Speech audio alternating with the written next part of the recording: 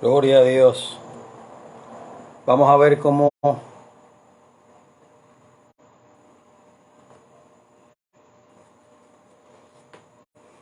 hacemos esto. Estamos teniendo problemas con la transmisión.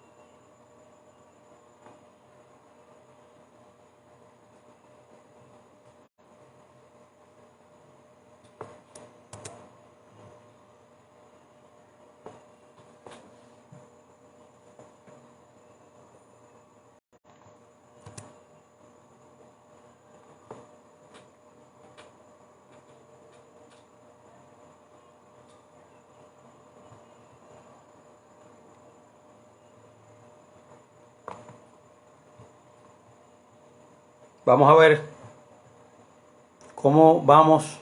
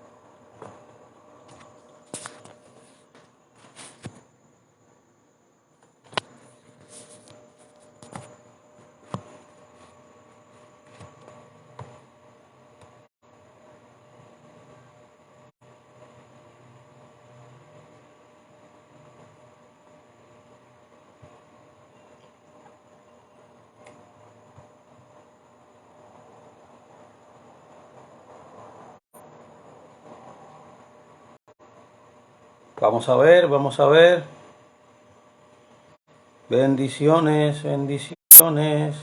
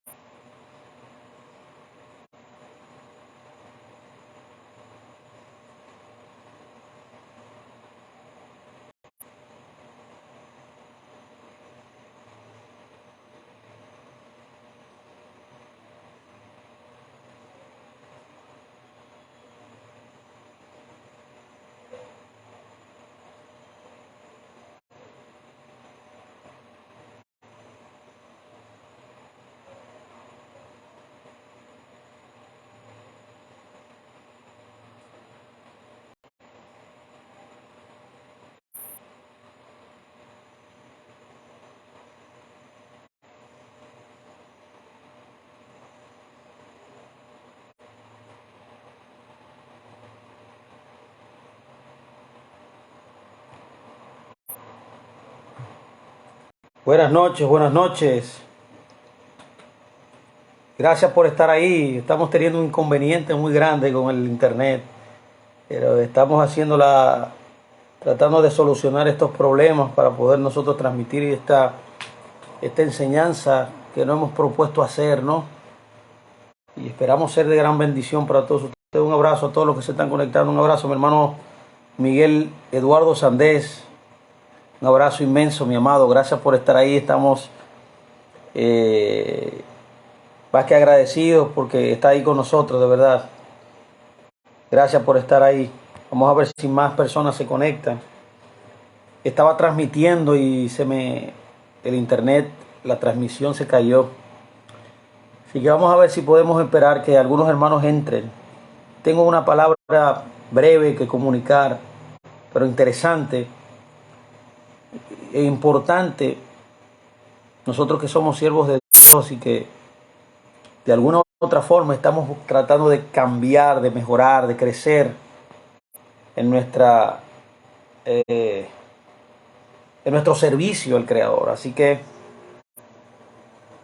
y esta porción aparece literalmente en la porción pasada, donde estudiamos la porción Terumá, se llama, donde Dios manda al pueblo de Israel a que construya un tabernáculo. Así que aquí hay grandes verdades que quiero compartir, grandes verdades extraordinarias, cosas muy poderosas que el Señor quiere comunicarnos, quiere enseñarnos a través de este mandamiento de que construyamos, edifiquemos un tabernáculo.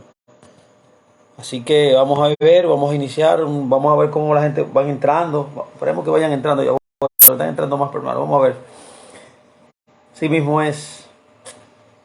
Comparte el video, mi amado. Vamos a ver si podemos dar un tiempo aquí, un tiempo maravilloso, importante, de aprendizaje. Mire,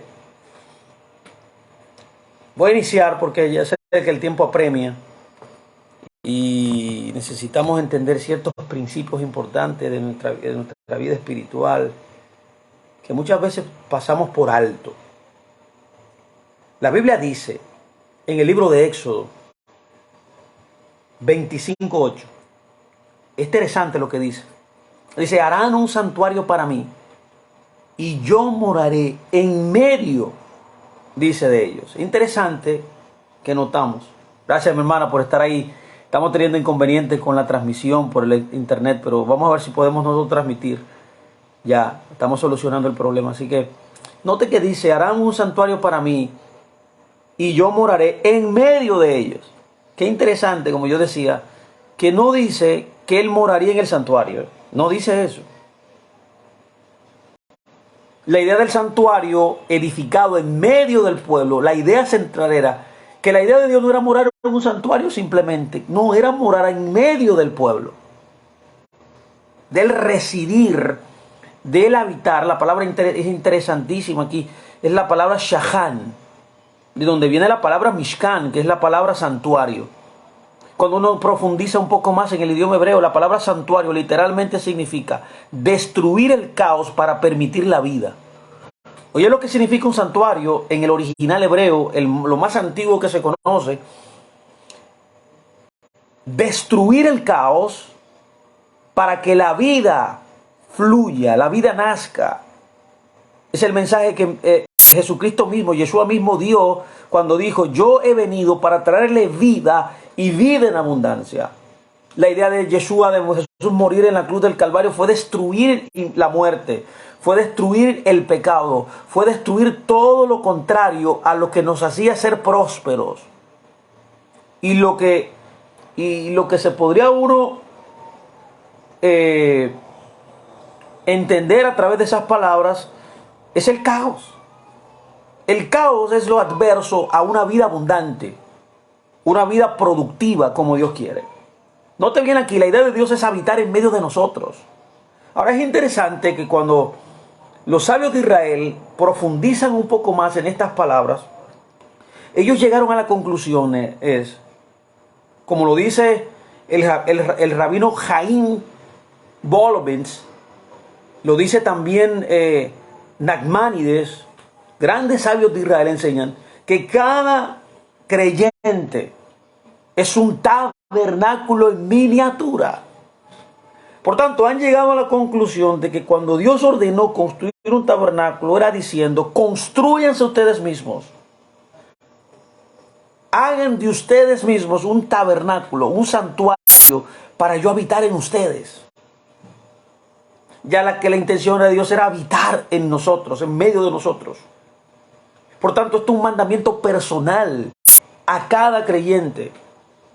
Construirse a sí mismo es uno de los llamados más importantes, porque el punto central de poder edificar correctamente el tabernáculo conforme al diseño, como dice la Escritura en el libro de Éxodo 25, verso 9, dice literalmente, escuche, de acuerdo a lo que yo te mostraré, la forma, el modelo del tabernáculo y la forma de todos sus utensilios, así lo harán. O sea, había una manera divina, hay una manera adecuada, que es un modelo celestial con la cual nosotros como creyentes debemos construir nuestras vidas.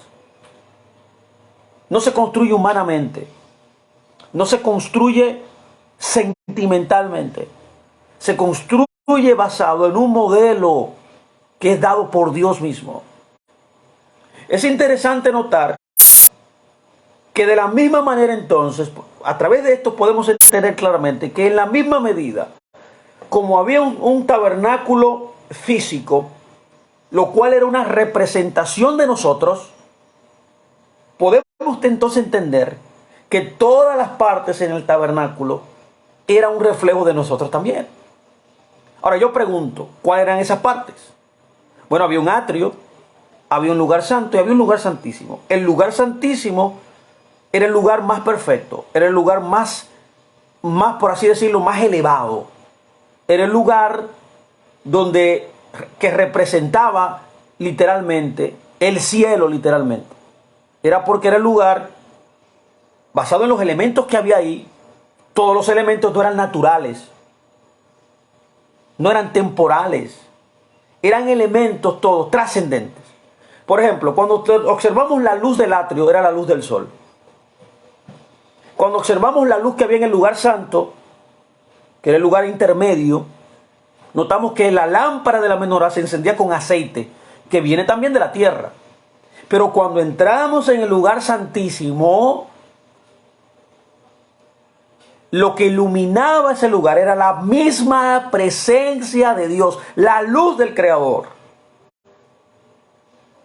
Era la presencia de Dios, la Shejinah, como se conoce, que es una manifestación en la tierra de la divinidad. Era ahí esa luz luminosa que era representada por una nube. Los rabinos enseñan que esa nube era luminosa y era la nube que iluminaba el lugar santo. Ahí estaba el maná, ahí estaba la vara de Aarón, ahí estaban las tablas del Aarón. Cuando usted escucha esos tres elementos que había ahí dentro del Aarón, dentro del arca, todos esos elementos estaban ahí porque eran algo sobrenatural. El maná fue dado del cielo, ¿se acuerda? Por eso Yeshua mismo dijo, yo soy el maná que descendió del cielo. En cuanto a la vara de Aarón estaba reverdecida con flores sin estar conectada a un tronco de un árbol. ¿Por qué ese tronco, por qué esa vara estaba reverdecida con flores? Porque la presencia de Dios era lo que la hacía que ella reverdeciera sin estar conectada a un tronco. Esto es literalmente algo sobrenatural, ¿eh? Y las tablas eran las palabras de Dios que Dios reveló desde el monte Sinai, cuando Él se revela a todo Israel, más de 2 millones de personas, un evento único en la historia, donde Él le da la ley. Eran sus palabras escritas con el dedo de Dios, dice.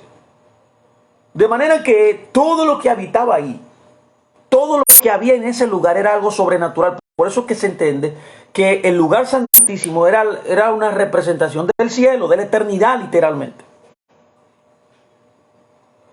Ahora bien, cuando analizamos todos estos elementos, aquí yo quiero entrar en la enseñanza. Yo estoy haciendo esto como una base para poder establecer lo que yo quiero que usted pueda ver. ¿Qué es lo que yo creo que es la centralidad de lo que Dios nos está diciendo? De cómo nosotros debemos construirnos. ¿Cuál es el mensaje de construir un tabernáculo? Y hágalo el modelo como yo le enseño, un modelo celestial. Era que nosotros, como tipología de ese tabernáculo, como Pablo bien lo dice en el libro de Corintios, ustedes son templo del Espíritu Santo. era que nosotros aprendiéramos a edificarnos correctamente como creyentes. Que usted use los elementos necesarios celestiales para construirse a usted como un sacerdocio santo, como un pueblo kadosh, como un pueblo santo apartado, un pueblo que vino a servir a Dios, un pueblo que tiene un propósito, un pueblo que vino a ser la luz, la sal de la tierra, un pueblo que vino a influenciar los lugares donde llega, un pueblo donde cada vez que hace algo prospera, un pueblo que es visible en la gloria de Dios, un pueblo que puede transmitir la palabra, que trae sanidad, que trae libertad, que trae bendición, que trae prosperidad, que resuelve las inconvenientes de las dificultades de lo natural, de la tierra, en el lugar donde llega, donde Dios llega. Y donde usted llega, si está lleno de Dios, si se ha construido correctamente, porque construirse correctamente permite que la presencia del mismo Dios habite en usted. Y si Dios habita en usted, mi amado, escúcheme muy bien, usted será un agente de cambio. Usted será una persona que puede influenciar a otros a conocer a Dios. Usted va a ser una persona que cuando haga algo prosperará. Usted va a ser una persona que podrá hacer la diferencia en cualquier cosa que usted emprenda, en cualquier cosa que usted haga. Dios lo usará porque usted es el habitáculo de la presencia de Dios. Esa es la idea de todo.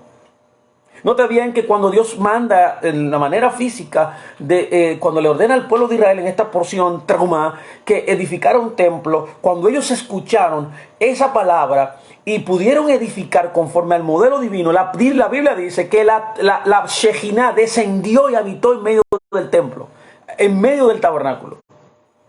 Lo que nos hace entender precisamente y adecuadamente que cuando nosotros construimos basado en lo que Dios ha establecido, no en lo que yo quiero, ni lo que me imagino, ni lo que mi deseo dice, sino lo que Dios ha ordenado, lo que Dios ha planteado, lo que Dios ha ordenado, nos ha aconsejado como un buen padre, un hijo, para que le vaya bien en la vida. Entonces Él viene a habitar en medio de ti, y donde Dios habita hay bendición, crecimiento, prosperidad, avance, hay rompimiento.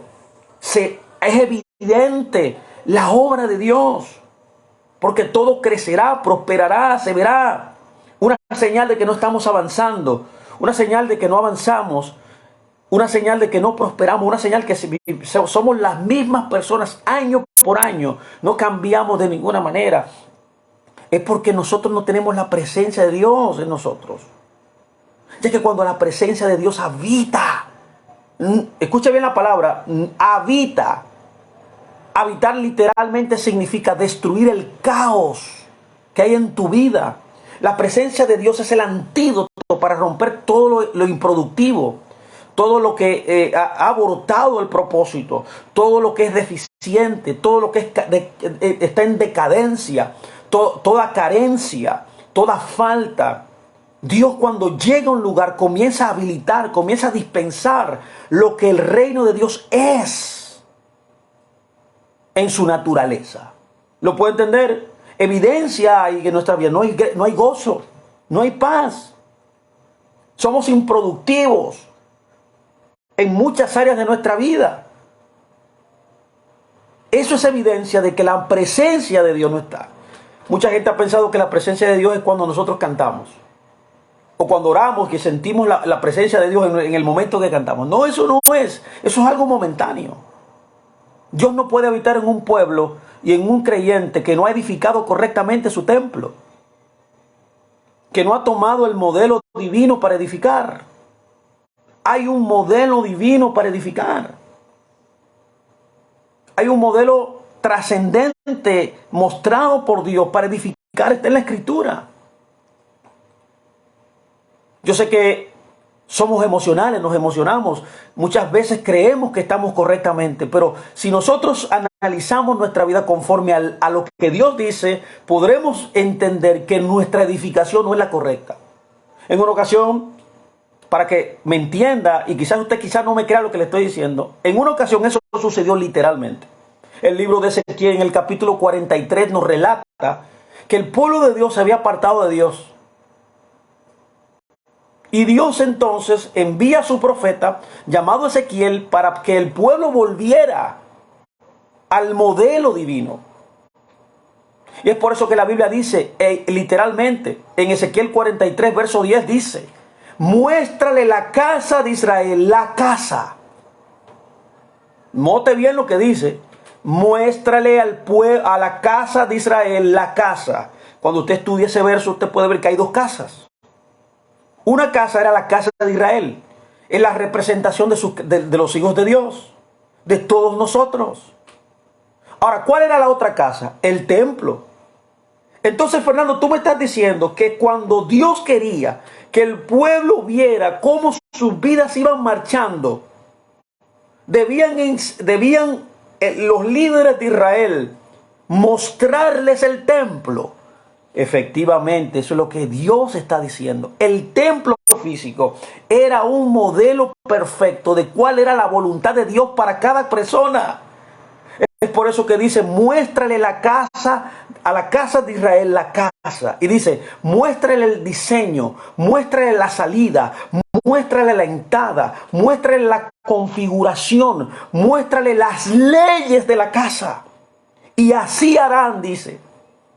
O sea, mostrar el diseño de cómo todo había sido establecido en el templo, un templo físico, usted podría entonces, como casa de Dios, poder realinearse, por así decirlo, ecualizarse basado en la voluntad de Dios. El templo es la voluntad de Dios. La esencia de toda la escritura es el templo.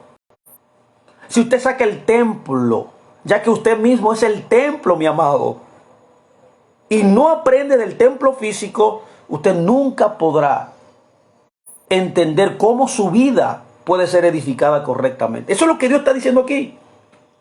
Ahora bien, vamos a entrar en materia aquí. Yo pregunto, al estudiar en el lugar santísimo, ¿cuál era el elemento más importante en el arca? ¿Cuál era el elemento? Bueno, el arca. ¿Cuál era el elemento, el mobiliario más importante? El arca.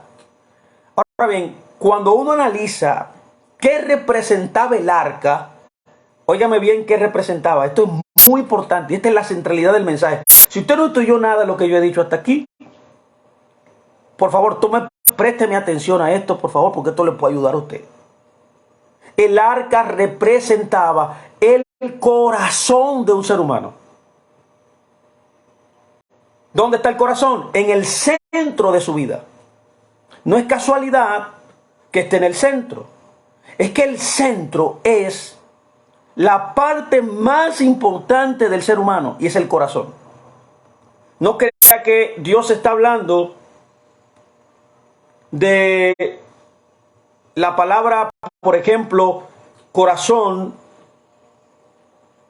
en español, que es el órgano principal, órgano físico de la vida, donde está la voluntad, el centro de la emoción.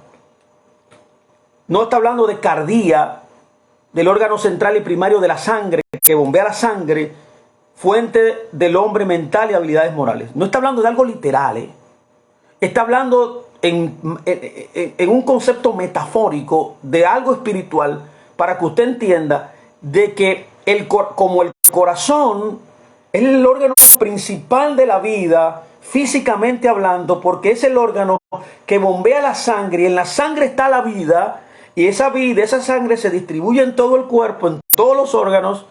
De igual manera, de manera espiritual, el corazón, espiritualmente hablando, como dije, es el centro de una vida de un hombre espiritual y de la casa espiritual que somos todos nosotros. El corazón tiene una cosa muy importante. Es algo muy importante en su vida. No es casualidad que la Biblia dice en Proverbios 4:23, escuche muy bien, guarda, la palabra es naxar en hebreo, tu corazón con toda diligencia. Guarda tu corazón con toda diligencia, porque fuera de eso están los problemas de la vida. Oye, ¿qué dice Proverbios? Todos los problemas de la vida del ser humano vienen porque no guarda el corazón, ya que el corazón es el centro de su vida.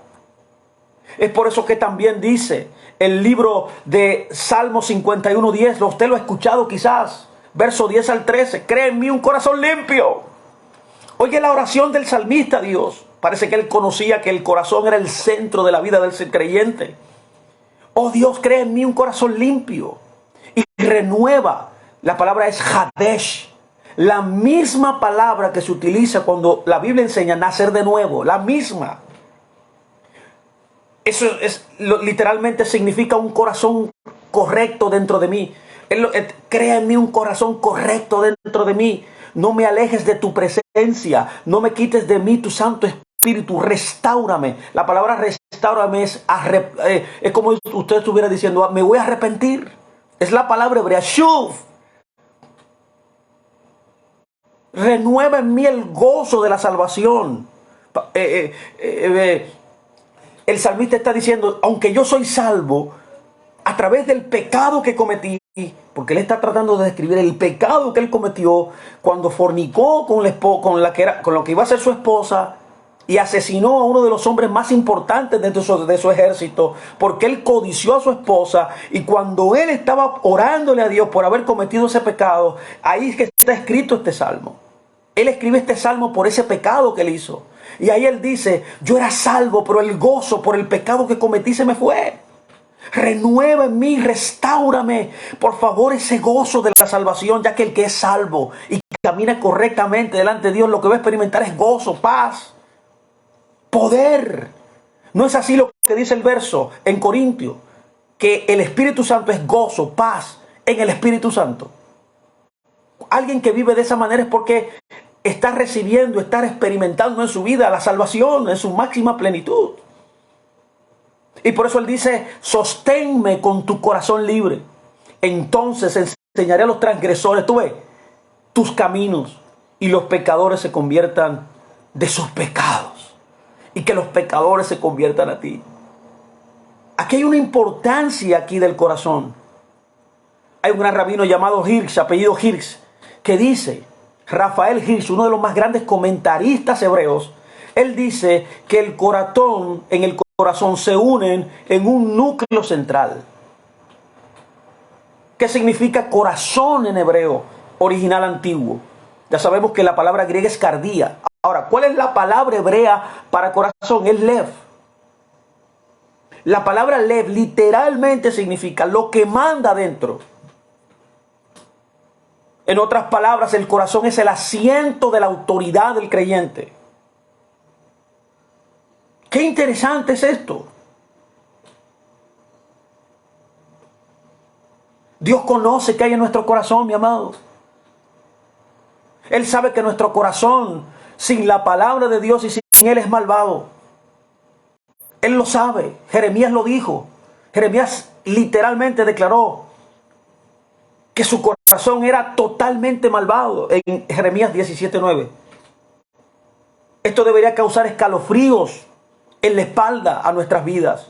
Podemos falsificar a las personas en el exterior. Podemos engañar a cualquiera, pero a Dios no. Dios sí sabe lo que subyace, lo que está dentro de ti. Sin embargo, muchas veces esa nueva creación necesita un medio para expresarse, y esa expresión es el corazón, ya que todo lo que piensas, lo que hablas, lo que haces es basado en lo que tú tienes dentro. Dios conoce el corazón humano, Dios sabe lo que tú piensas, Dios sabe lo que tú hablas y Dios sabe lo que tú haces. Mucha gente enseña que ya cuando yo soy nacido de nuevo y recibo a Jesucristo en mi vida, no tengo que hacer nada. Muchos piensan que ya yo hice todo, ya Él lo hizo todo por mí. Esa es la teología que tenemos en nuestros círculos. Si hago algo, es decir, guardar los mandamientos, guardar lo que Él me ordena, entonces estoy agregando a la obra terminada de Cristo en la cruz. Esta es la enseñanza que oímos por ahí. Pero ¿será cierto esto? Esto no es cierto. Note lo que dice el libro de Crónicas, Primera de Crónicas 28:9. Dice, y tú, Salomón, hijo mío, conoces al Dios de tu padre. Dice, sírvele con un corazón perfecto. Servir a Dios luego de que tú crees en Jesús perfectamente es obedecer sus mandamientos. Una cosa es ser salvo por la fe y por gracia. Amén, eso es la verdad. Pero otra cosa luego de que usted es salvo. ¿Qué vas a hacer luego de que eres salvo? servir a Dios con corazón perfecto. Y luego dice, con una mente dispuesta, porque el Eterno busca todos los corazones y comprende todas las imaginaciones de los pensamientos. Y si lo buscas, lo hallarás, pero si lo abandonas, te rechazará para siempre. Es por eso que hay un gran rabino en Israel llamado Yehudá Stugin, que dice, el Ruach habita en el corazón. Otro gran rabino llamado el Rebbe Nachman Crossmal del siglo XIX, él dijo, el tema esencial de los relatos de la Escritura es el enfoque y la dirección del corazón. De igual manera, el Tratado Sanedrín en el Talmud dice, el todo misericordioso requiere una sola cosa. Oye, ¿qué dice? El corazón. También el Tratado Baba Metzia 21a dice, un hipócrita es alguien quien es una cosa con la boca y otra con el corazón. Y la cabeza corresponde al cerebro y la boca corresponde al corazón. Es por eso que en Ética de los Padres, uno de los mejores tratados que usted va a tener, que va a leer en su vida, Rashi comenta, porque todo, dice, depende del corazón. Mateo 22:37, Jesús dijo, Yeshua nos dijo, amarás al Señor tu Elohim con todo tu corazón, con toda tu alma y con toda tu fuerza. No estaba hablándole a gente inconversa, le estaba hablando a gente creyente, a personas que habían nacido de nuevo, a personas que conocían a Dios. Cuando usted conoce a Dios, usted debe dar su corazón totalmente a Dios, amarlo a Él con todo tu corazón. Cuando por primera vez, y esto es muy importante que usted lo entienda, cuando por primera vez la palabra corazón se usa en la Biblia, como siempre en Génesis, es por eso que yo entiendo, y es lo que yo enseño, que en Génesis está todo lo que usted necesita conocer de los principios bíblicos. Si aparece en el Nuevo Testamento es porque aparece primero en el Antiguo. Es por eso que yo llamo al Antiguo Testamento el diccionario del Antiguo Testamento. ¿Quiere usted buscar los significados de las palabras y los conceptos en la Biblia? Vaya donde por primera vez apareció un concepto. ¿Dónde aparece por primera vez la palabra corazón en la Biblia? En Génesis 6:5. Y aquí dice, y Dios vio que la maldad del hombre era grande en la tierra y que cada imaginación de los pensamientos de su corazón era solo el mal continuamente. La palabra corazón aquí es la palabra lev. Como le dije, lo que manda adentro. Note que dice Corintios también, 1:9-10.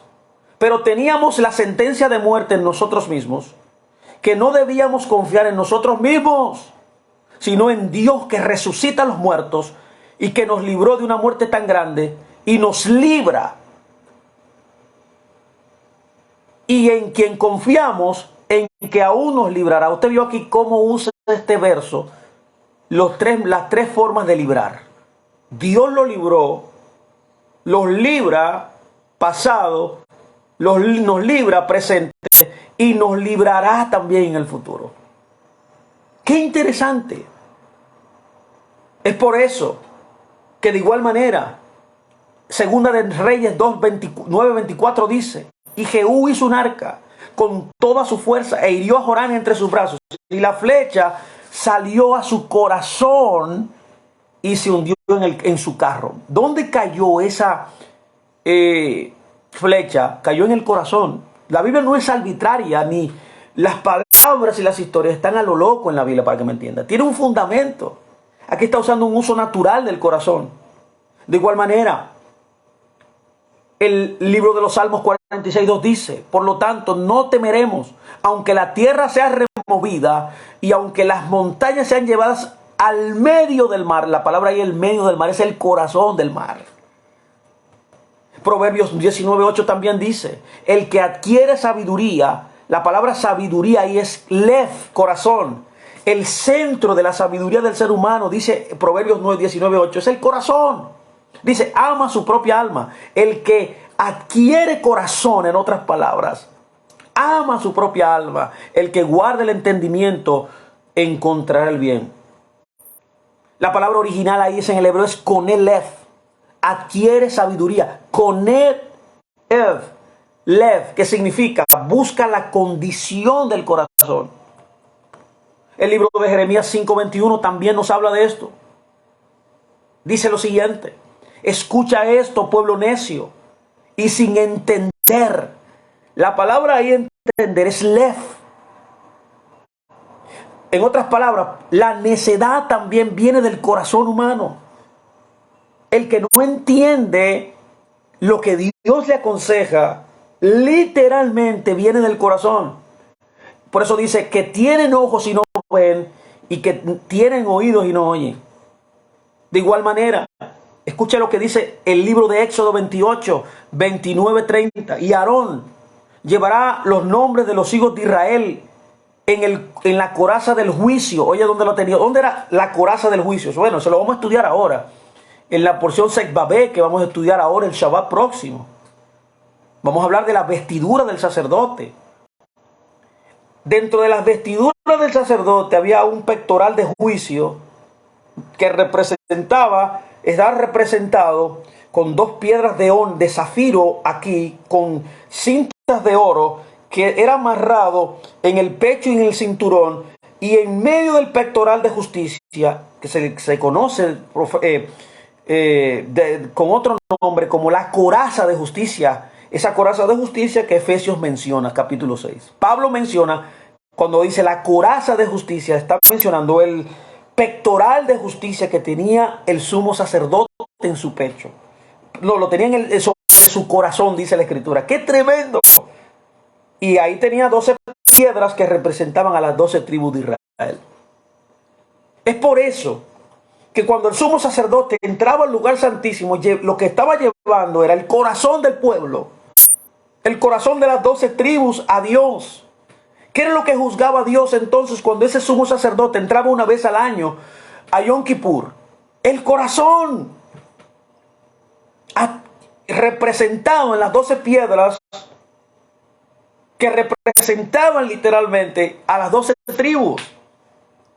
Es por eso que dice: cuando él haya entrado al lugar santo para un memorial delante del Señor continuamente, y pondrás en el pectoral del juicio el Urim y el Tumim, y estarán sobre el corazón. De nuevo repite ahí mismo en el verso 29, 30, el corazón. El corazón. El Urim y el Tumim estaban detrás del corazón. Eran las siglas de la palabra de Dios. El Aleph y el Taf. Pregunto aquí, ¿quién es el Aleph y el Taf? Yeshua, Jesús. El Urim y el Tumim era la representación literal de Yeshua, que era la palabra viva de Dios. Por eso el Urim y el Tumim servían para buscar el consejo de Dios, para que Dios aconsejara al pueblo, mis amados, mis amadas, para tomar un consejo, para poder, por así decirlo, aclarar los pensamientos. Recurrían a ese consejo del Urim y el Tumim para poder decidir y tomar decisiones.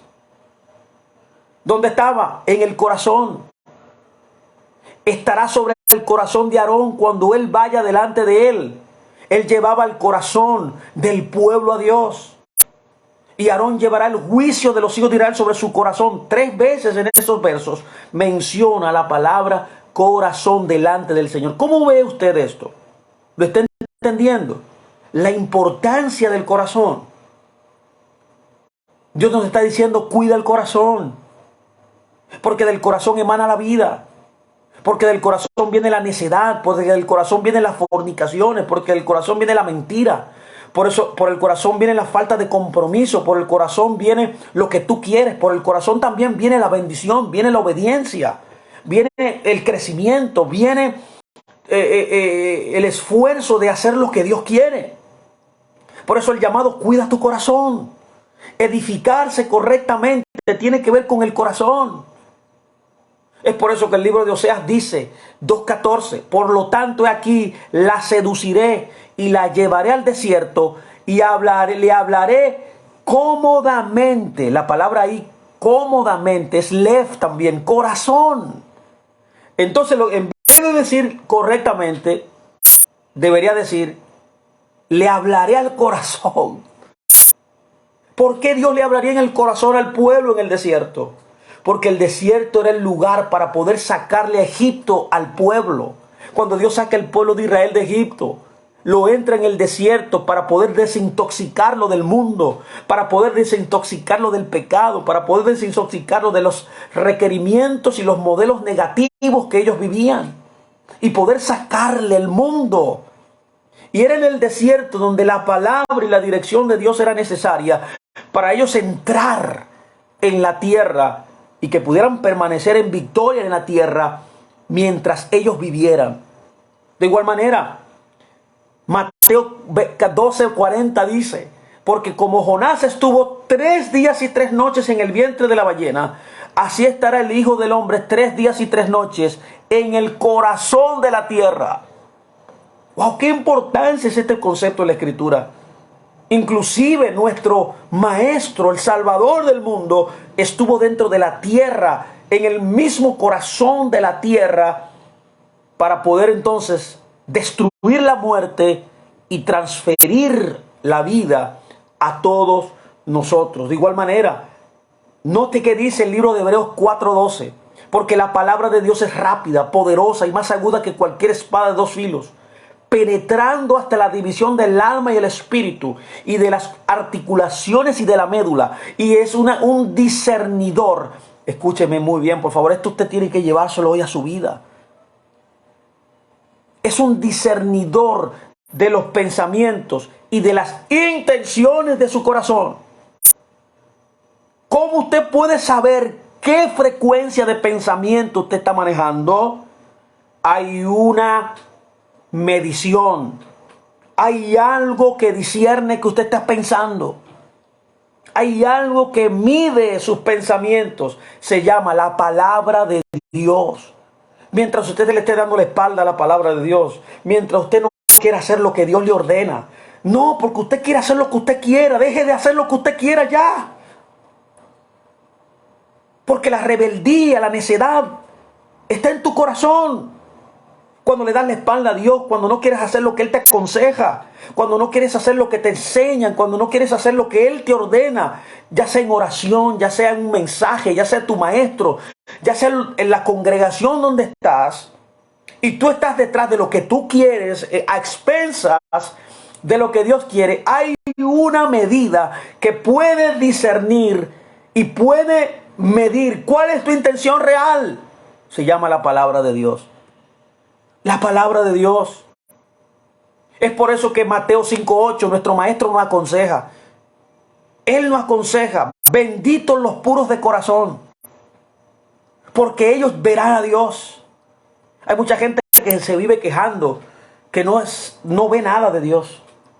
Y Dios está todo el tiempo dispuesto a poder traer bendición abundante a tu vida. Ese es el papel de Dios. Lo único que Él quiere es bendecirte.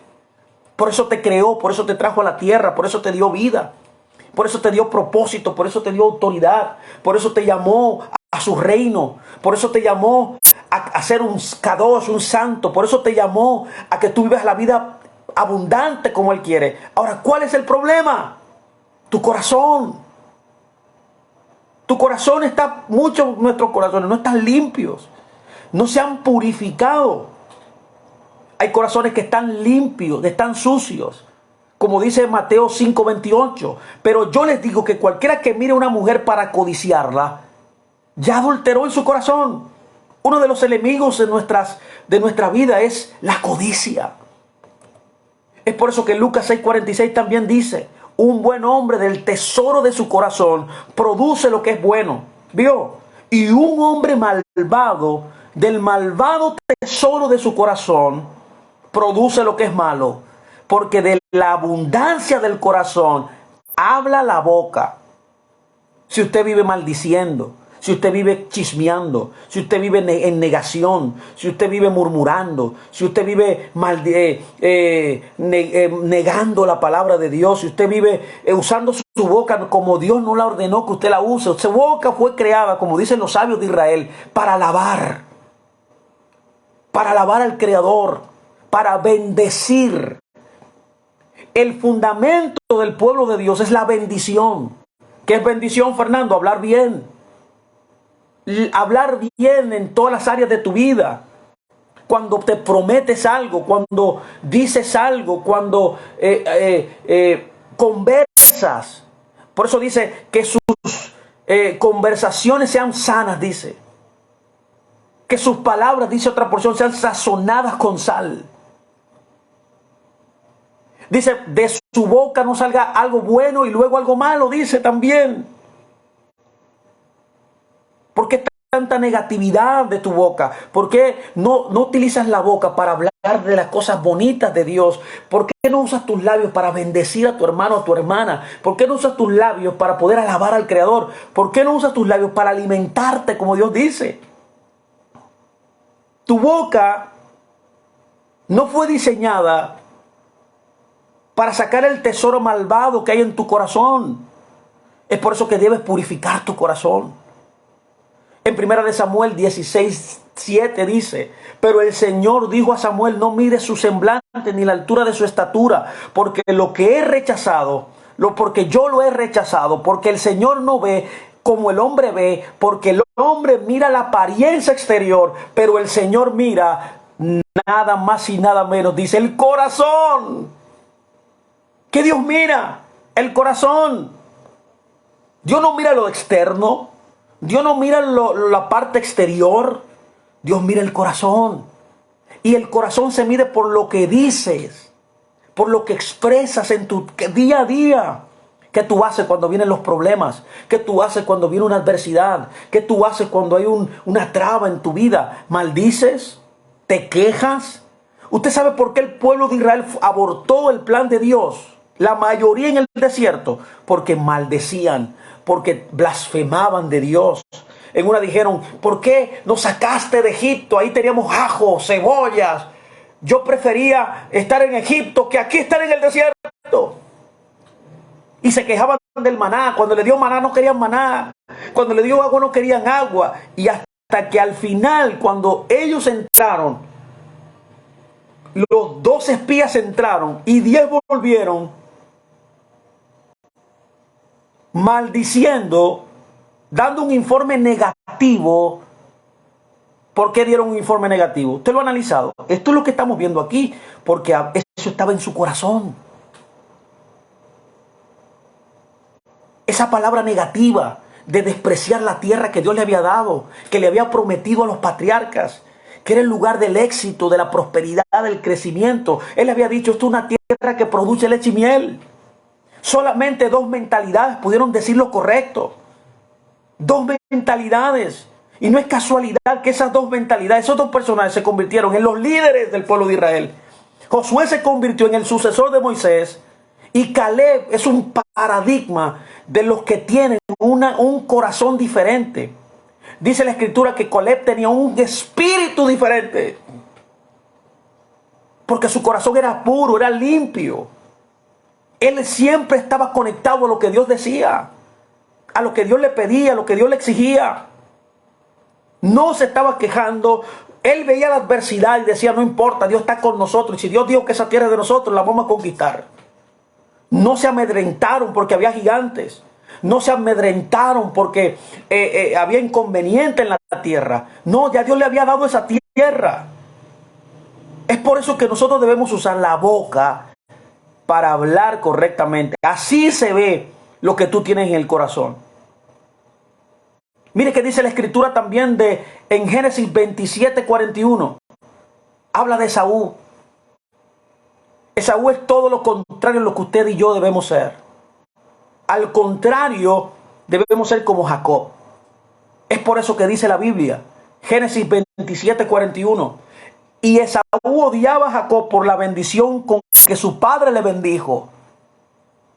Y Esaú dijo en su corazón, ¿vio? Dijo en su corazón. Eso es lo que había en el corazón de Esaú. Por eso habló. Porque lo que hay en el corazón habla la boca. Esa es la evidencia de que lo que hay en su corazón, lo que usted dice. Los días de luto de mi padre están cerca, entonces mataré a mi hermano.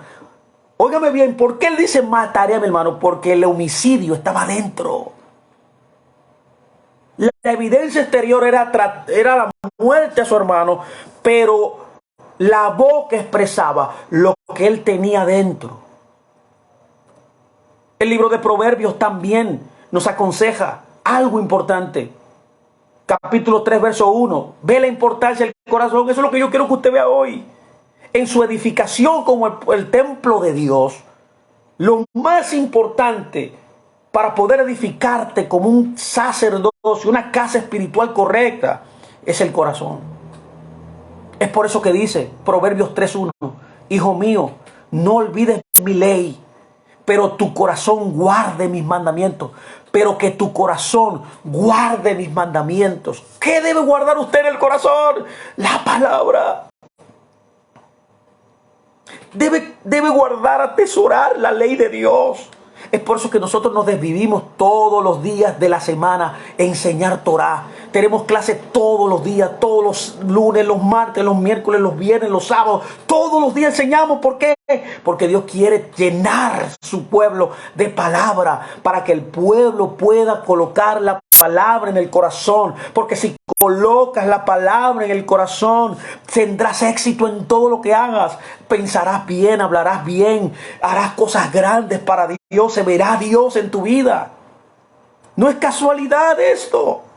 Tu éxito, tu prosperidad, tu crecimiento espiritual, tu paz es directamente proporcional con la palabra que tienes en tu corazón.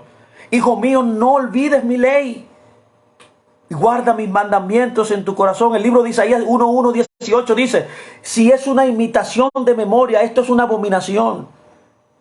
Tratar de imitar lo santo es una abominación. El libro de Deuteronomio 6:4 nos dice que es un llamado con nosotros como padres a nuestros hijos. Todos los días de recordarle la palabra de Dios a nuestros hijos. Si somos padres espirituales de una congregación local, el fundamento de su congregación es la palabra de Dios. Esa palabra debe ser predicada, cantada, orada, memorizada, decretada, de todas las maneras para que pueda entrar en el alma y en el corazón de tus hijos espirituales. Tanto también de tus hijos físicos. ¿Cuál es el mayor legado que tú le puedes dar a un hijo tuyo?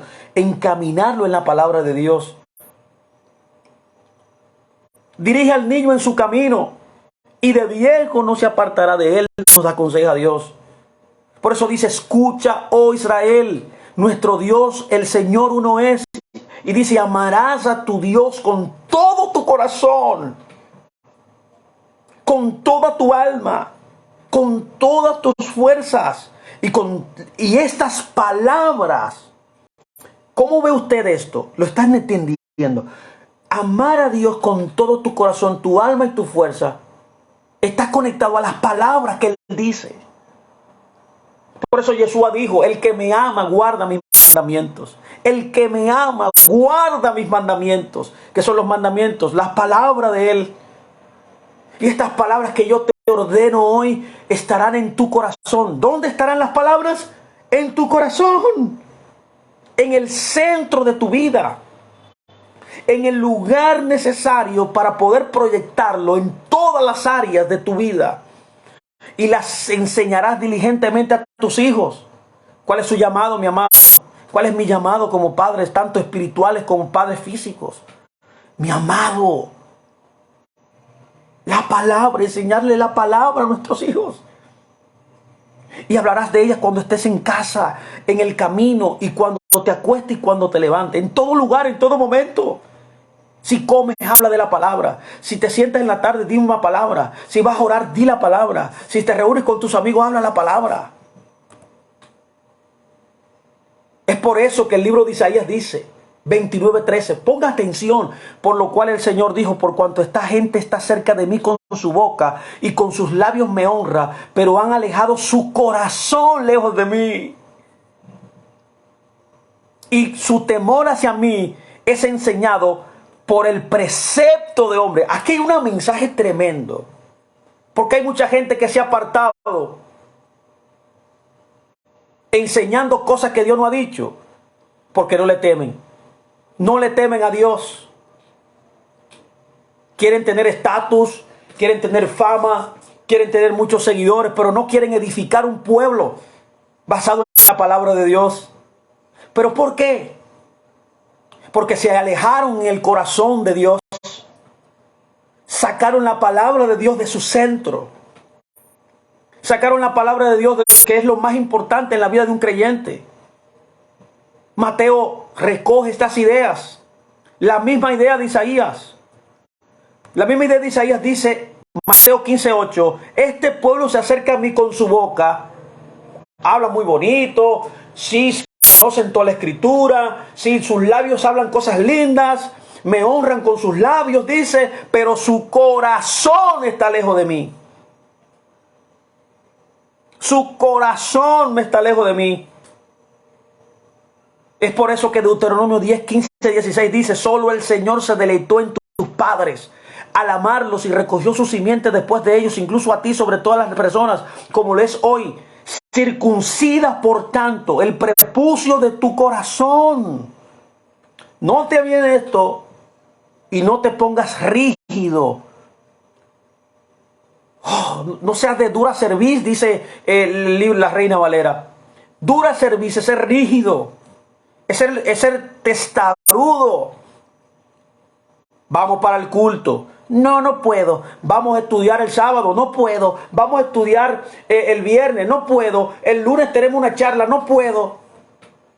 Vamos para el servicio. No puedo. Nunca puede. Siempre estás ocupado, ocupada. Claro, por eso estás así. Debes circuncidar tu corazón. Debes cambiar tu sistema de entendimiento, lo que tienes en tu corazón, para que cuando tú instales la palabra de Dios en tu corazón, cuando te digan vamos al servicio, dices, vamos para allá. Hay una charla a las 10 de la noche, vamos para allá. Hay un retiro, vamos a orar. El Shabbat, vamos para allá. El viernes en la noche estudiamos Torah de 9 a 11, vamos a estudiar Torah. ¿Por qué? Porque adentro de ti está instalado Dios. Dentro de ti hay un deseo ardiente que ha producido la palabra de Dios en ti, que te va a mover siempre a elegir, a poner a Dios primero. Dios quiere obrar en tu vida. Dios quiere hacer algo grande en nosotros. Pero nosotros necesitamos, mis amados, yo creo que es suficiente ya hoy de hablar tanto tiempo. Yo creo que usted entendió este mensaje. Yo espero que los que vayan a oír este mensaje puedan entender la intención de la cual estoy diciendo. Dios nos está llamando a cambiar lo que hay adentro de nosotros. Dios nos está llamando a priorizar. Mi pregunta es, ¿cuál es tu prioridad? ¿Cuál es tu prioridad? ¿Qué estás buscando? Dios dice, busca primeramente el reino de Dios y su justicia y todo será añadido. ¿Qué estás buscando? Producir más dinero. Tener más suficiente para suplir a tus hijos. ¿Qué estás buscando? Te estás muriendo. Ese trabajo te va a matar.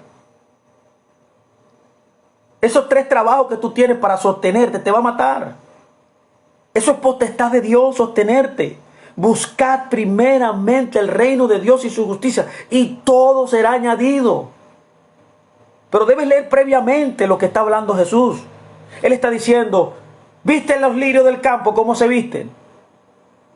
Ni Salomón se viste así. ¿Qué más ustedes que son hijos de Dios? Dice ahí. Por eso dice, no te afanes tanto. Lo que tú tienes que buscar es la presencia de Dios, buscarlo a Él. Cuando tú comiences a buscarlo a Él y a aprender su palabra, a llenarte de Él, de su espíritu en oración, a buscarlo a Él en estudio de la palabra. La palabra, no otra cosa, señores. Mucha gente está detrás de misterios ahora, de misterios. Yo quiero saber misterios, lo profundo de Dios. ¿Qué es lo profundo de Dios? Lo que Él te ha revelado para hacerlo hoy. Eso es lo profundo. Lo profundo de Dios es lo que Él te dice que hagas de inmediato. Ahora todo el mundo está buscando la información profunda, escondida, la cabalá. Todo el mundo está en el misticismo. Están perdiendo su alma porque no entienden que la Biblia que aunque tiene misterios, ya Dios lo ha revelado. Ya lo reveló. Yeshua vino a revelar el misterio de la Biblia. Él es el misterio de la Escritura. Todas sus enseñanzas son el misterio. Adulterio no es acostarse con alguien, es codiciar. Eso es un misterio. El codiciar a alguien en el corazón es el misterio que tiene a muchas personas cautivas. Y Él vino a desnudar eso para que entendieras que debes dejar la codicia dentro de tu corazón.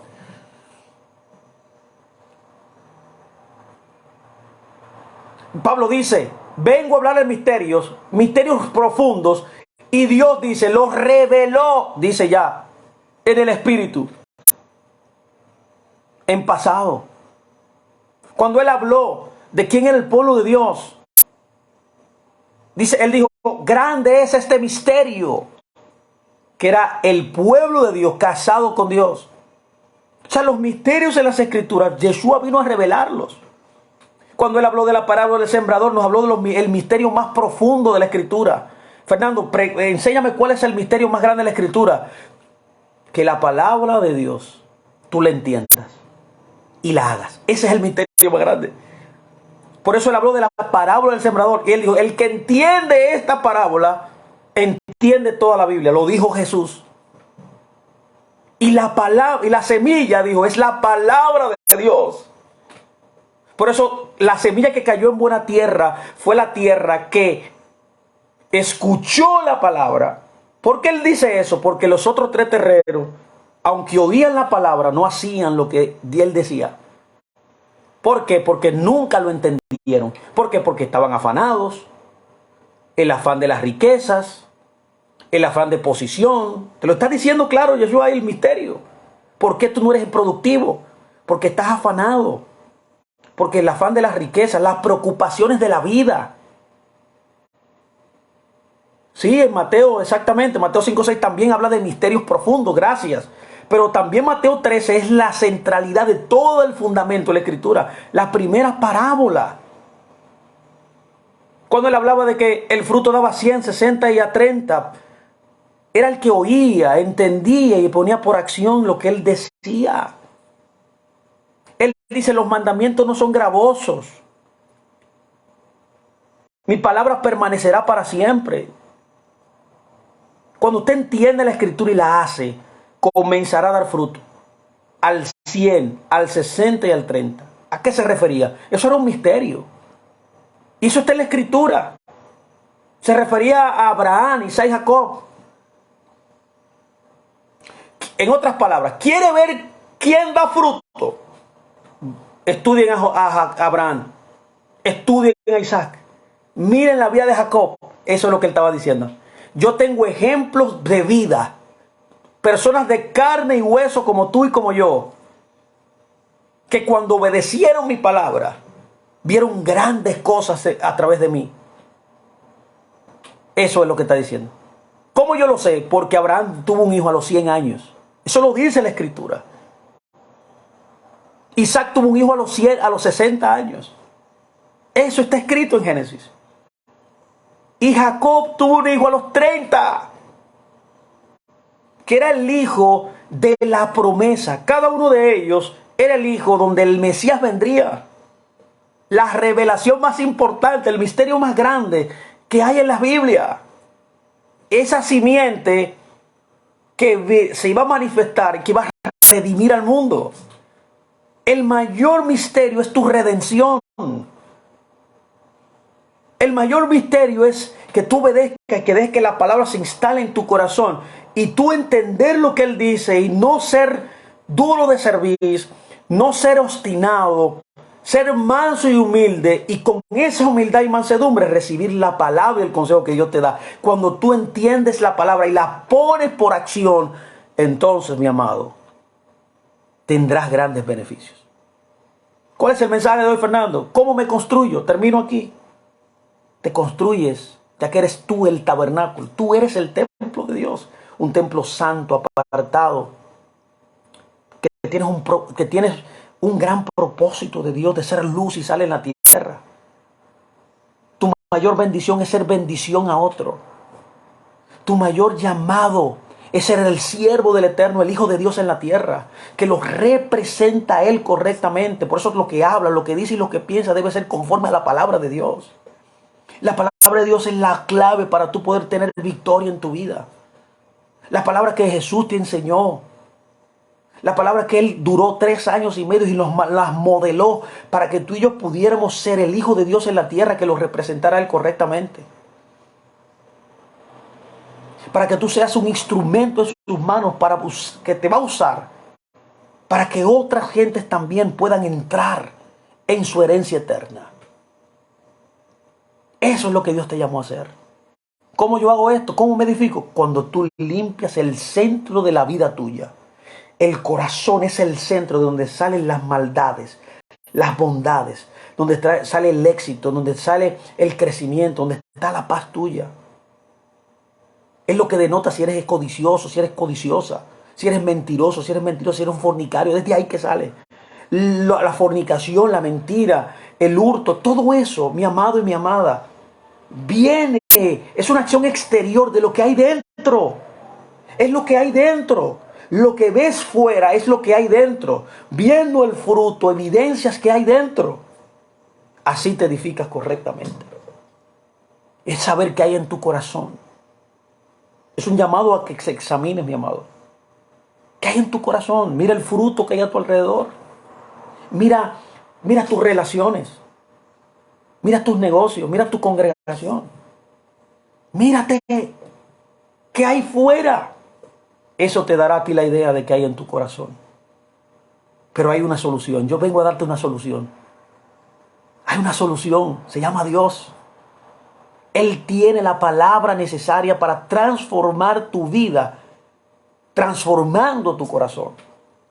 Es que instalando la semilla incorruptible, la palabra del Altísimo en tu corazón, comenzarás entonces a producir el fruto correcto que esa palabra tiene.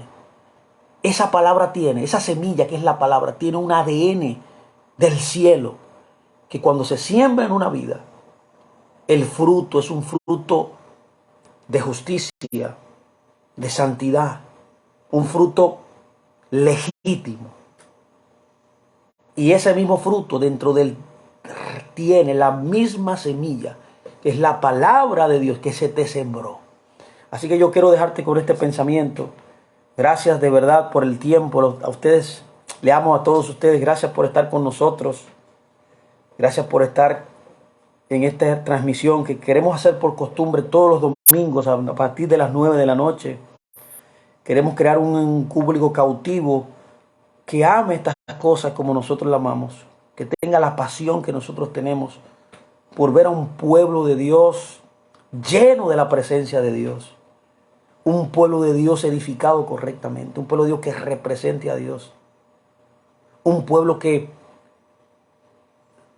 se permita ser transformado para poder entonces llevar a ese hombre transformado a ese mundo que necesita de ti, que necesita ser alcanzado por Dios para ser restaurado en su posición original. Todo eso se hace con compromiso sincero de construirse correctamente. Tú no puedes cambiar a nadie si no te cambias a ti mismo. Si no permites que Dios te cambie, si no permites que el Espíritu de Dios haga una obra transformadora en ti. Amén. Que el Eterno te bendiga. Que el Eterno prospere tus caminos. Y que el Eterno te dé sabiduría y entendimiento de su palabra. Para que alcances para lo que fuiste alcanzado. Bendiciones a todos. Buenas noches. Shalom, shalom.